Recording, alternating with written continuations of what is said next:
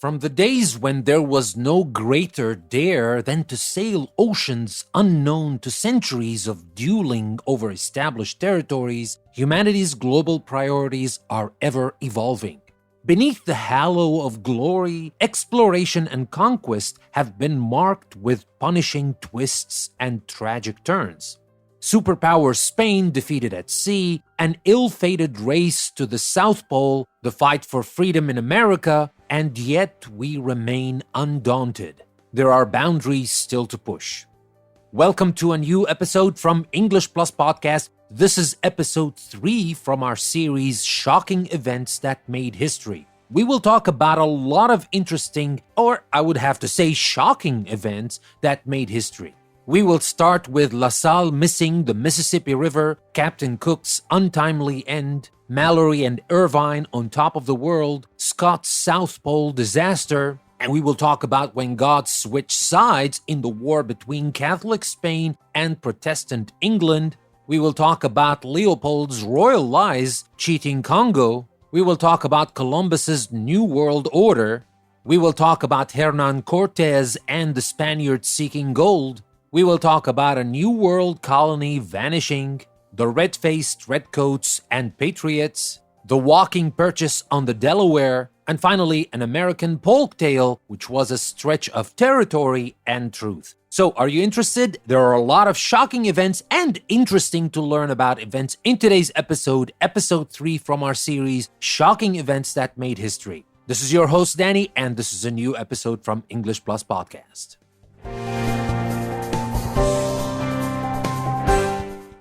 So let's start talking about La Salle missing the Mississippi River, which happened in July 24th, 1684. The mission was doomed from the start. Francis Robert Cavalier, Sieur de La Salle, the former Jesuit priest turned New World explorer, had told a few fibs to get King Louis XIV's blessing for his latest expedition. Like that, the mouth of the Mississippi River he sought to claim in a return voyage was close enough to launch an invasion of Mexico, and that he had the directional sense to find the river's end again at all. The 4 ships that set sail on July the 24th, 1684, wouldn't discover the Mississippi mouth by sea as planned. Rather, the dwindling crew, reduced by pirates, deserters, and syphilis, landed 400 miles west along what is now Texas's coast, where starvation, disease, storms, and hostile natives greeted them. As for La Salle's fate, disgruntled survivors shot him in the head, extinguishing him and his ambitions. So that was our first shocking event that made history in this episode. Next, we're going to talk about Captain Cook's untimely end.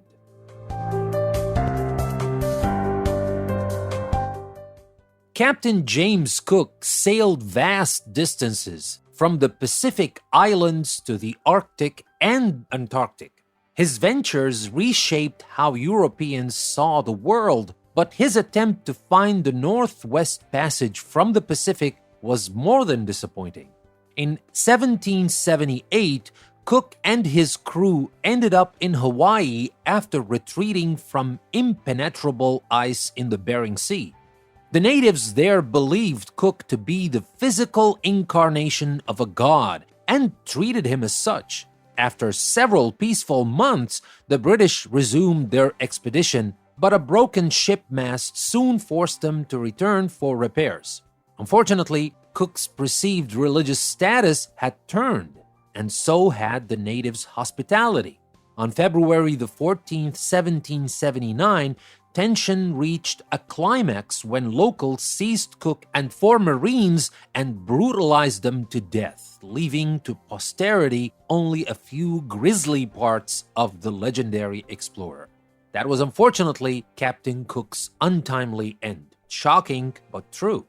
And now next, we're gonna talk about Mallory and Irvine on top of the world. Or was it? Because nobody knows for sure. That's coming next. Don't go away.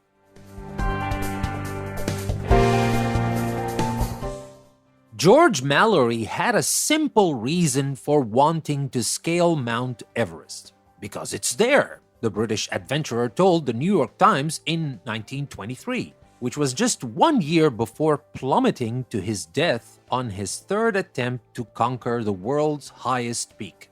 The question lingers: was Mallory the first to reach the summit 3 decades before Sir Edmund Hillary and Tenzing Norgay did it in 1953? That question, unfortunately, was never answered. The only certainty is that the climber and his companion Andrew Irvine were last seen from a distance on June the 8th, 1924. 2 black spots on the crest. Geologist Noel Odell, who was following behind in support, felt sure they would make it to the top. Then clouds rolled in and obscured the pair. And though Mallory's well-preserved corpse was finally found 75 years after he vanished, that discovery had failed to answer the question of where his ambition went wrong. So, that was about Mallory and Irvine and whether they made it to the top of the world or not, which we never know, but that was definitely a shocking event worthy of being included in our series Shocking Events That Made History. And our next event is as shocking and also has to do with reaching unreachable places, or at least back then, and that was Scott's South Pole disaster. That's coming next, so don't go away.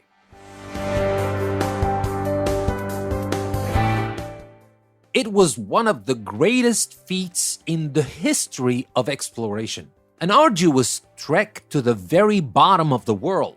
Sadly, it went from anticipation to disappointment to disaster. Upon reaching the South Pole on January the 17th, 1912, Robert Scott discovered that he and his British team weren't the first to arrive. The Norwegians have forestalled us and are first at the pole, Scott recorded in his journal. The frost-bitten explorers had nothing to do but turn around. With crushed morale, the 5-man expedition succumbed one by one to cold, disease, and exhaustion. Before he died, Scott managed to jot a final message, and here I quote, "We took risks. We knew we took them. Had we lived, I should have had a tale to tell of the hardihood, endurance, and courage of my companions, which would have stirred the heart of every Englishman." End quote. And that glorious expedition ended in disaster, which was shocking, of course, and that's why we have it in our Shocking Events That Made History. And now we will talk about the next shocking event, and that is when God switched sides. That happened in the Catholic Spain versus Protestant England war at sea. That's coming next. Don't go away.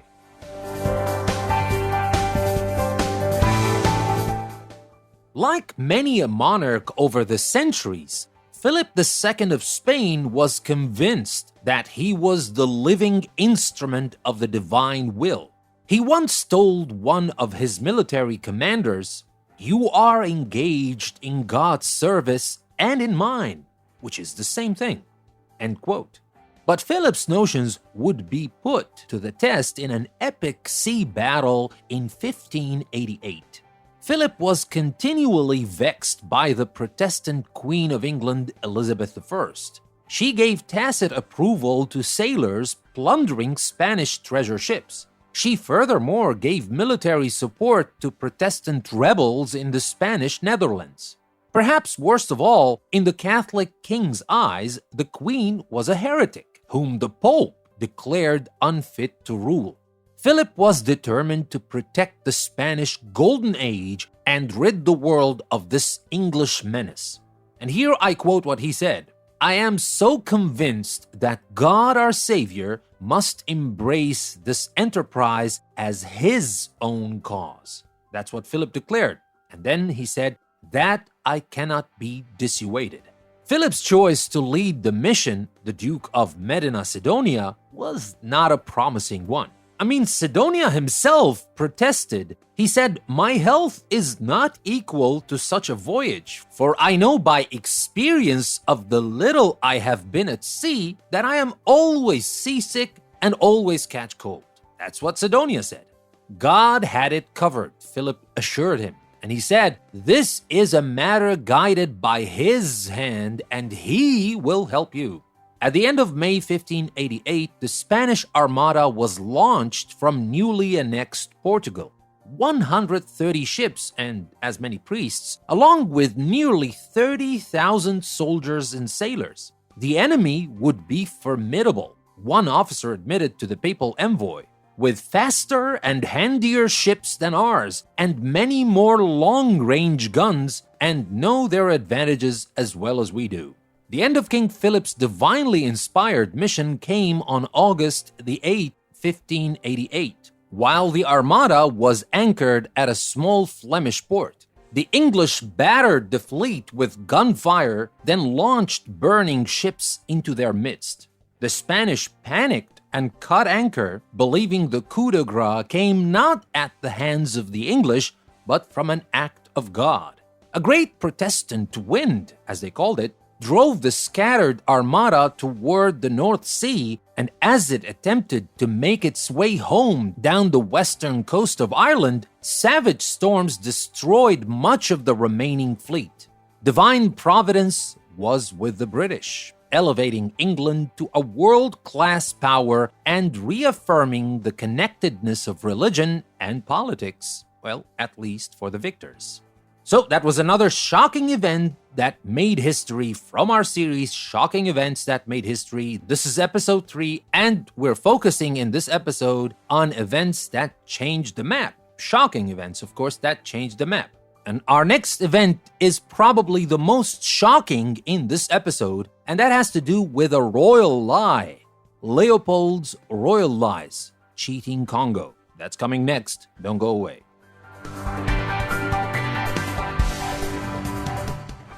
King Leopold II of Belgium thought little of his European kingdom, and he once remarked about his kingdom, "Small country, small people." So Leopold concocted a scheme to snatch what is now the Democratic Republic of the Congo and make it his own personal fiefdom.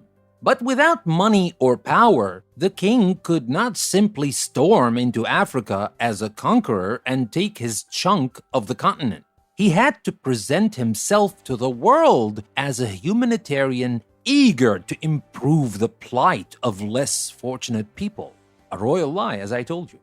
His charade was frighteningly successful, laying the groundwork for devastation that has been called the African Holocaust. On September the 12th, 1876, the king opened the Brussels Geographical Conference, which was a convocation of the world's leading African explorers, scientists, and philanthropists. "I insist," the king wrote in a confidential note to the delegates, "I insist on the completely charitable, completely scientific, and philanthropic nature of the aim to be achieved.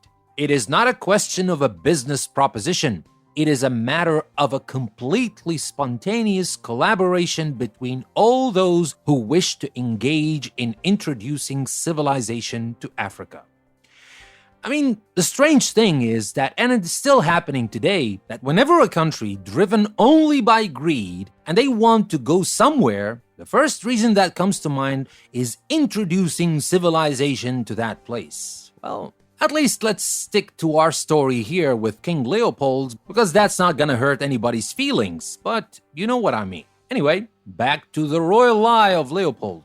So that's what Leopold declared. What a lie! He declared to the gathered delegates that Belgium was contented with her lot as a small country with no colonial ambitions, and that he was simply pleased to be able to enact such a worthy endeavor for the betterment of the world. Wow, a royal lie, as I told you.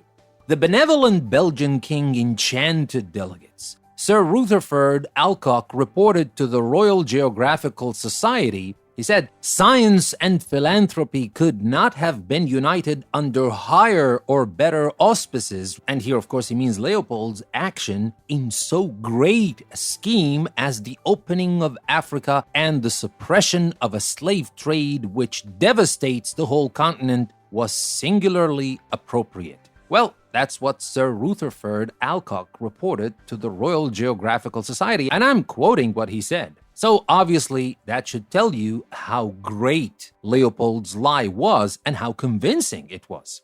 And now, armed with the world's deluded belief in his altruism, King Leopold infiltrated the Congo, made it his private property, and for the next 3 decades engaged in what author Paul Thoreau called one of the strangest and most violent episodes of empire the world has known.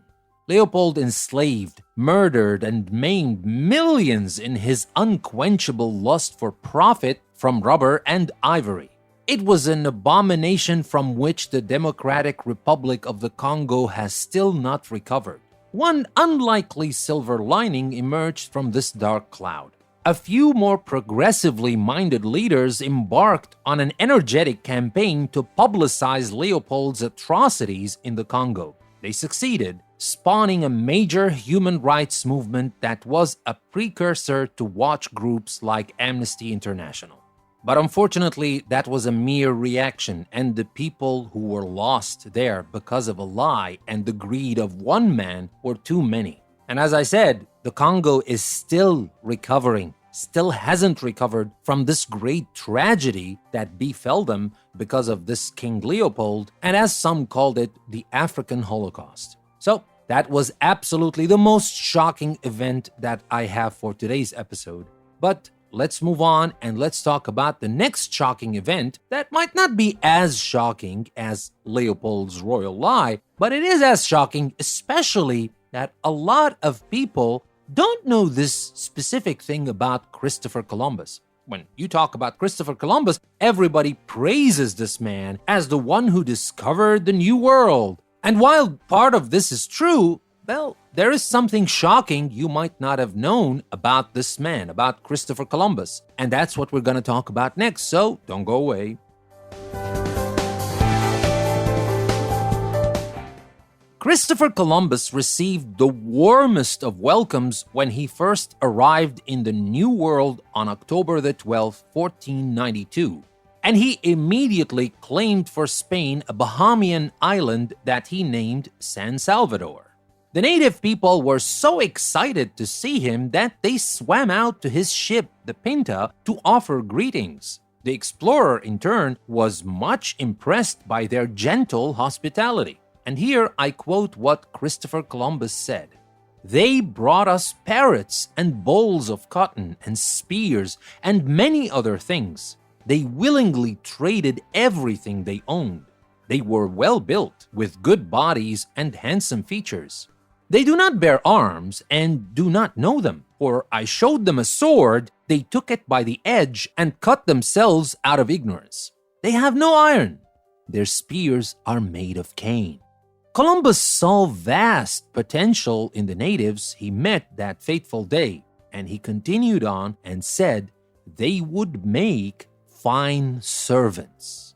With 50 men, we could subjugate them all and make them do whatever we want. So that was in the words of the great Christopher Columbus himself.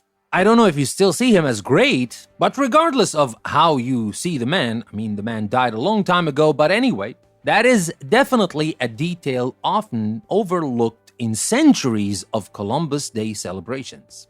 And that was this shocking event, and the next one will continue on talking about explorers, but of course, this one we're gonna talk about is known for his notoriety, and we're talking about Hernan Cortez, in the age of Spanish conquistadors seeking gold in the New World. That's coming next, so don't go away.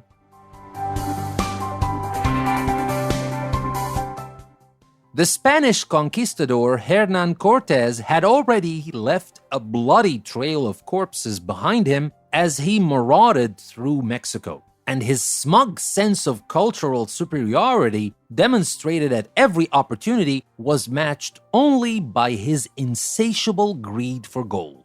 One contemporary recorded the excitement of Cortez and his men when they were given gifts of gold. And here I quote, "They appeared to smile, to rejoice exceedingly. Like monkeys, they seized upon the gold.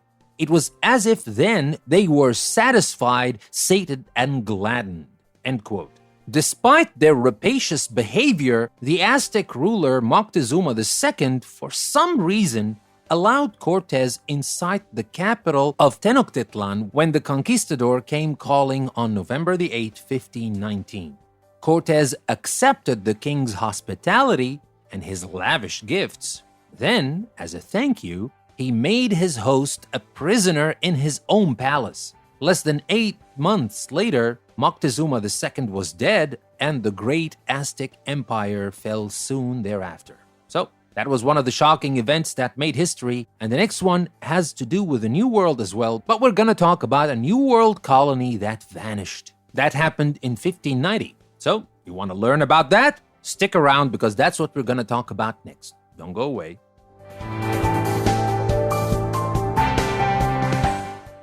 More than 20 years before Jamestown was established in Virginia in 1607, there was another British colony in America, Roanoke, a settlement on the coast of what is now North Carolina. All of its inhabitants disappeared in the span of a few years without explanation. Establishing colonies in the New World was a brutal business. Disease, starvation, and tenuous relationships with natives all contributed to hardship. Yet even for the settlements that failed, there was usually a historic record detailing why, except in the case of Roanoke. When John White, appointed governor of the colony, returned to Roanoke with replenishments from England on August the 18th, 1590, he found no sign of the 115 men, women, and children he had left there. 2 clues survived: the word Croatoan. Maybe it is pronounced in a different way, but it is Croatoan, Croatoan or Croton or something like that. It was carved into a fence post and crow etched into a tree. Centuries later, the loss remains among America's greatest mysteries. So, shocking, right? And for the next shocking event, we will remain in America, but we will fast forward to 1777. We'll talk about red-faced, redcoats, and patriots. That's coming next. Don't go away.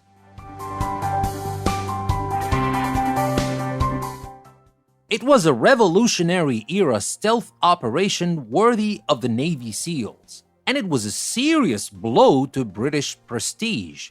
In the early hours of July the 10th, 1777, Rhode Island Patriot Colonel William Barton and a band of about 40 men silently made their way across Narragansett Bay, which was then teeming with British warships. After overcoming a sentry, the men slipped into British General Richard Prescott's house and surprised him in his bed.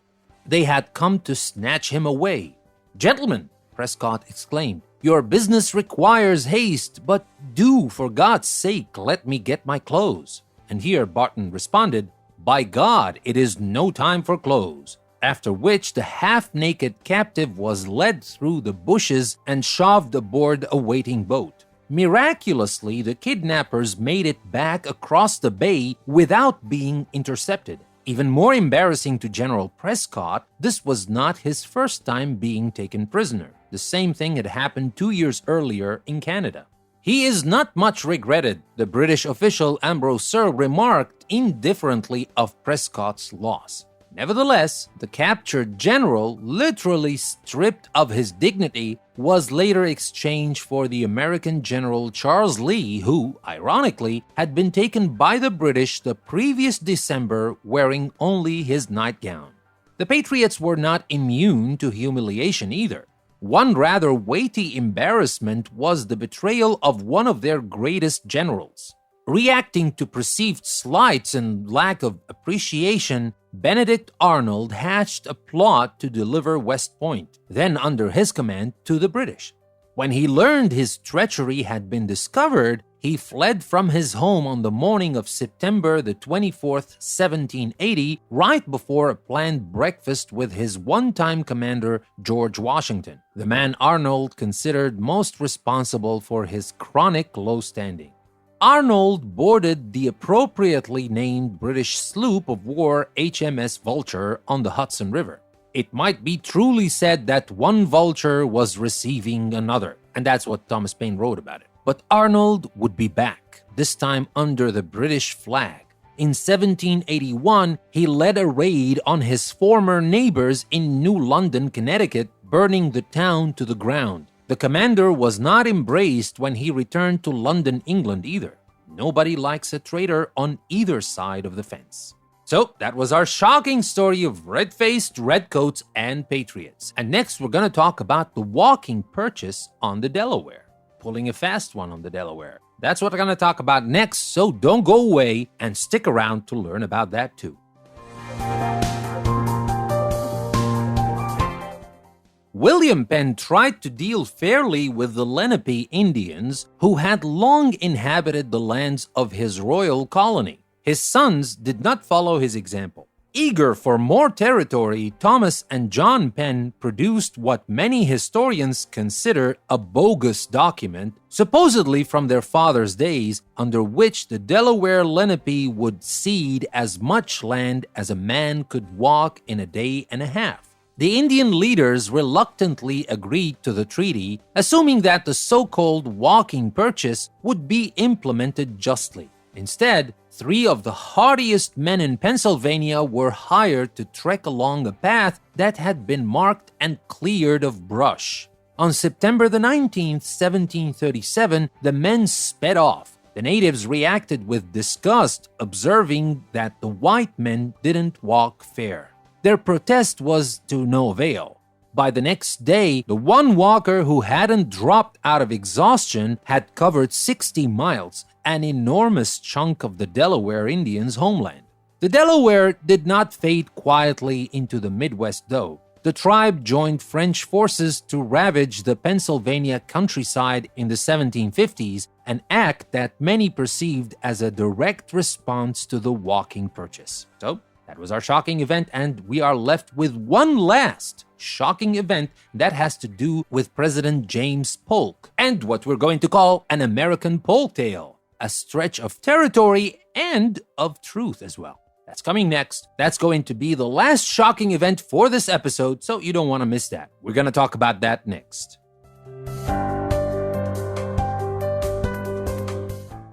On May the 11th, 1846, President James K. Polk stood before Congress and declared that Mexico posed an immediate threat to the United States. Foreign troops, he said, had crossed the border and shed American blood upon the American soil. And here I quote what he said. It wasn't true. Mexico had not invaded, but had clashed with U.S. troops on disputed land that Mexican civilians occupied. In fact, the only real threat Mexico posed was that it stood in the way of America's manifest destiny to grow westward. Though Polk got his war, a young Illinois congressman named Abraham Lincoln disputed his claims. Lincoln was branded a traitor in some circles, but mostly he was ignored. The United States was winning the war, poised to reap the substantial benefits that victory entailed, and no one was too eager to question why it started.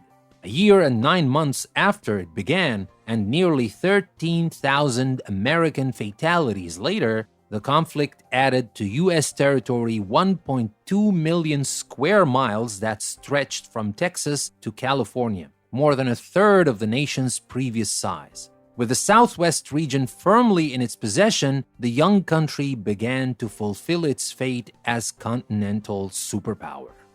And with that, we come to the last shocking event for this episode, but that's not going to be the last shocking event in the series. Remember, the series will go on, and next week we're going to have more shocking events and a new episode, so stay tuned. And by the way, let me tell you about the other things as well, the other series that are running at the moment. We have other series like The Great Mysteries, An Essential Guide to Your Body and Brain, Immortal Books, and of course, our Word Power. It's not a series, but it is a regular episode that we have every week. And on top of that, we're going to have stories, and I'm just choosing from the best stories out there. And we're going to have very short introductions to everything. And remember, we talked about autism not a long time ago, and next time we're going to talk about cancer. And don't underestimate these things and think that you know everything about them. Because sometimes we think we know about these things, we know everything there is to know about these things, but when you start to do some research, you discover a lot of things. I'm not going to say shocking so that you don't link it to this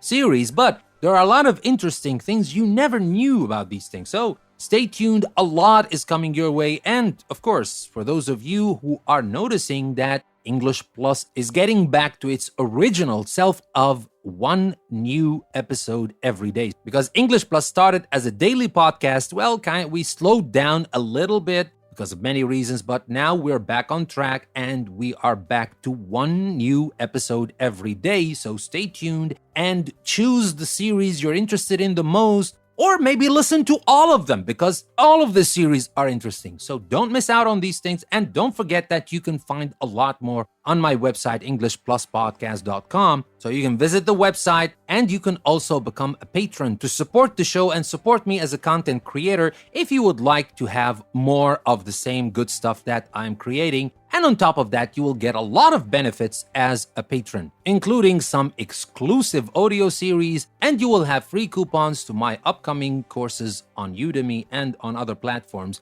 And there's a word power course coming up, so you don't want to miss out on that. And with that, we come to the end of this episode, and this is your host, Danny. I would like to thank you very much for listening to another episode from English Plus Podcast. I will see you next time.